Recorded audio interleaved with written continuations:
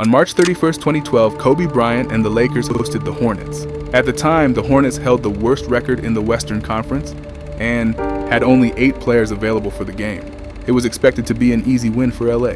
The game was low scoring and somewhat disjointed. Kobe missed his first shot, then his second, third, fourth, and fifth, going on to miss his first 15 shots, setting a personal record for inaccuracy.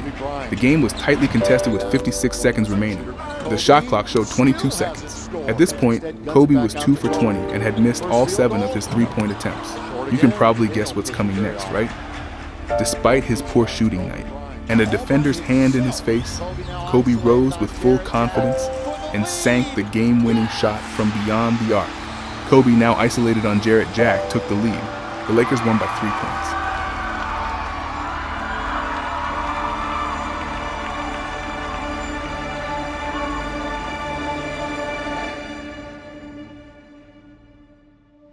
When I was in the basketball training space, in addition to helping players improve their physicality and athleticism and movement on the court, my number one job was to get them to play present.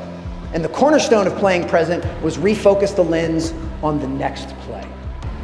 Kelly, you just turned the ball over, it's okay, next play. Scott, you just missed an easy layup, it's okay, next play. Hey, I know the referee didn't make a call. Sometimes that happens in basketball, next play.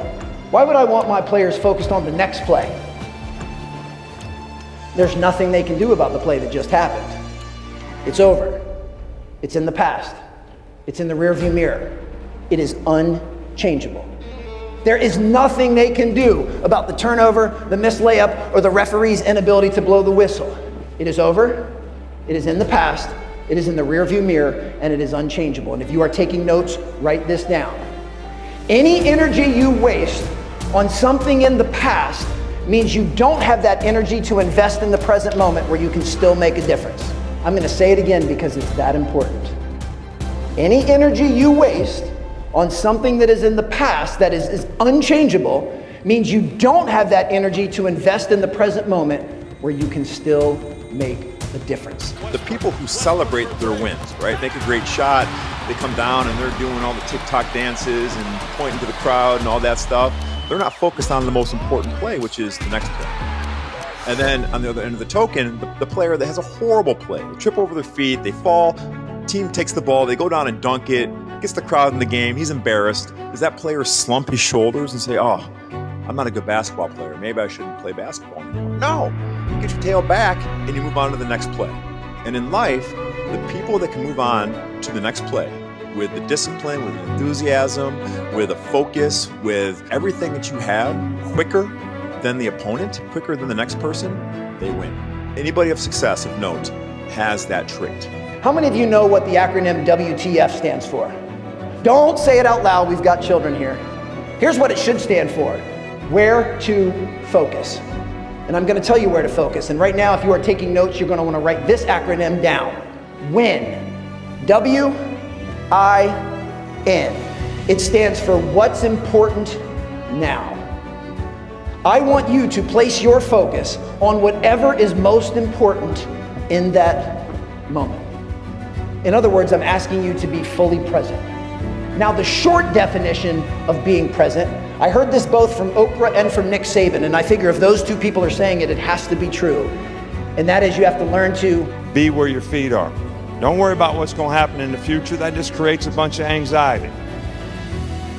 How about right now? Whatever we do in the next minute, that's what you're focused on. You guys are going to make a mistake, and I'm going to see you get frustrated. And it's going to affect the next play because you're going to be frustrated and disappointed. That's not being where your feet are. The last play that you played is history. The only thing it's good for is learning something. And if you did really good on the last play, guy will make a play. He's so happy, he's giddy for the next 5 plays. Is he playing the next play right? No. So if you're thinking about what happened in the past and it was bad, you're frustrated, that's affecting your performance. If it was really good, you get a little complacent. You don't think it's important to do the next thing right. Wherever your feet are, make sure that's where your head and your heart are as well. That's the short definition of being in the present moment. The longer, more expanded definition has 3 components. You have to learn how to refocus on the next play, refocus on what you have control over, and refocus on the process. And I'm telling you now, once again, both children and adults, if you can learn to do these three things, it is an absolute game changer.